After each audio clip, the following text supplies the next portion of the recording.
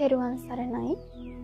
පින්වතුනි, ඔබ හිතන්නේ මිනිස්සෙක්ට ජරාවට පත් වෙනකම්ම, ඒ කියන්නේ වයසට යනකම්ම කරන්න හොඳම දේ, යහපත්ම දේ මොකක්ද?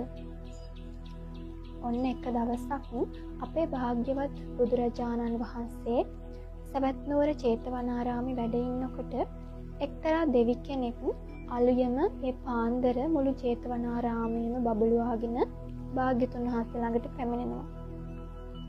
මෙහෙම ආපු මේ දෙවියා භාග්‍යතුන් වහන්සේගෙන් අහනවා, කිංසු යාව ජරා සාධු කිංසු සාධු පතිට්ඨිතා කිංසු නරාණං රතනං කිංසු චෝරේහි දුහයන්ති.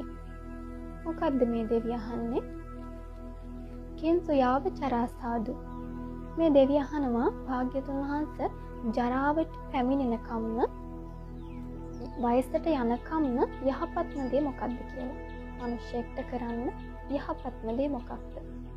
ඒ වගේම අහනවා මේ දෙවියා කිංසු සාධු පටිට්ඨිතා. හිතේ පිහිටන්න හොඳම දේ මොකක්ද?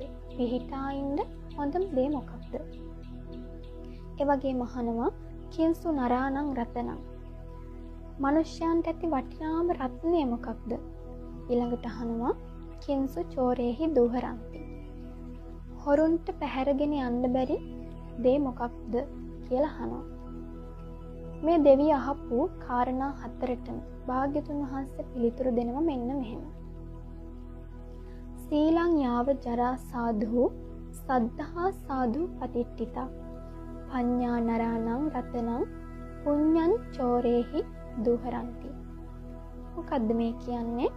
භාග්‍යතුන් වහන්සේ දේශනා කරනවා සීලං යාව ජරා සාධු, ජරාවට පත් වෙනකම්ම මිනිස්සෙක්ට යහපත්ම දේ තමයි සිල්වත් වෙන එක.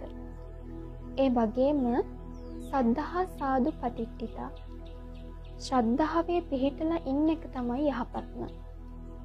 ඒ වගේම පඤ්ඤා නරාණං රතනං, ප්‍රඥාව තමයි මිනිස්යන්ට රත්නය වෙන්නේ. ඒ වගේම පුඤ්ඤං චෝරේහි දුහරಂತಿ, හොරුන්ට පැහැරගෙන යන්න බැරි වටිනම දේ තමයි මේ පින. ඉතින් පින්වතුනි, මෙන්න මේ විදිහට අපේ භාග්‍යතුන් වහන්සේ මේ දෙවිය අහපු ප්‍රශ්න හතරට, මේ කාරණා හතරට ඔන්න පිළිතුරු දෙනවා. ඉතින් එතකොට දැන් මේ බණ ටික අහන ඕගොල්ලෝ එක්කෝ තාම තරුණ වියේ වෙන්න පුළුවන්, මැදි වියේ වෙන්න පුළුවන්, එහෙම නැත්නම් ගොඩක් ජීවිතේ කාලය ගත කරපු අය වෙන්න පුළුවන්, මහලු වියට පැමිණි